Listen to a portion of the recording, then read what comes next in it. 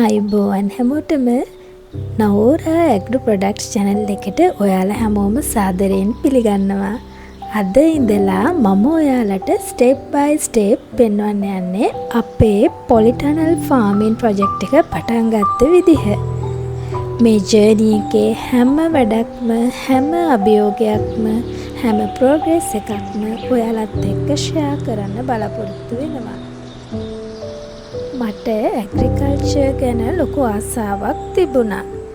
ඒ නිසා modern farming method එකක් විදිහට polytunnel farming පටන් ගන්න තීරණය කළා.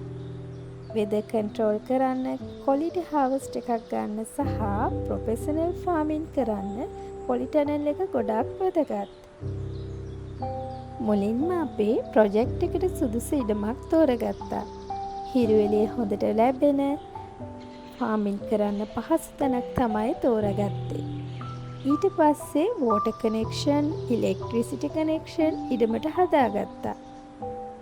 ඒ අතරේ මේ construction work එක බාර දෙන්න මේ field එකේ experience තියෙන අය ගැන විස්තර හොයලා බැලුවා.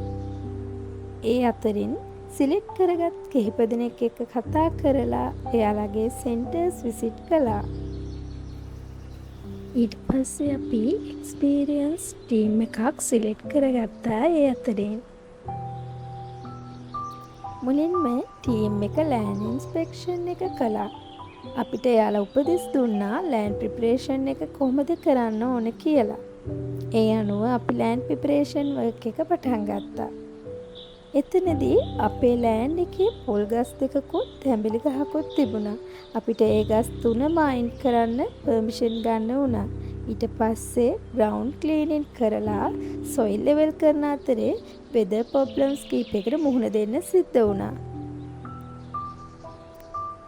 ඉතින් අපි slowly වැඩ ටික continue කළා. ඔන්න දැන් අපි select කරගත්ත team එක construction work එක start කරන්න හදද්දිම දිග්ගටම වැස්ස පටන් ගත්තා. ආයෙමත් slowly ගමනක් යන්න වුණා. දැන් අපේ team එක iron pipes set up කරලා frame structure එක build කරන වැඩේ start කළා. step by step අපේ dream project එක shape වෙන්න පටන් ගත්තා. weather conditions නිසා ආයෙත් slowly ගමනක් යන්න අපිට සිද්ධ වුණා. ඉතින් මේ project එක අපිට ලොකු dream එකක්. ගොඩක් දේවල් තියෙනවා අපිට කරන්න.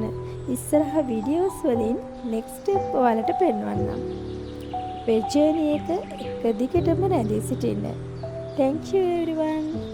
Growing today, harvesting tomorrow.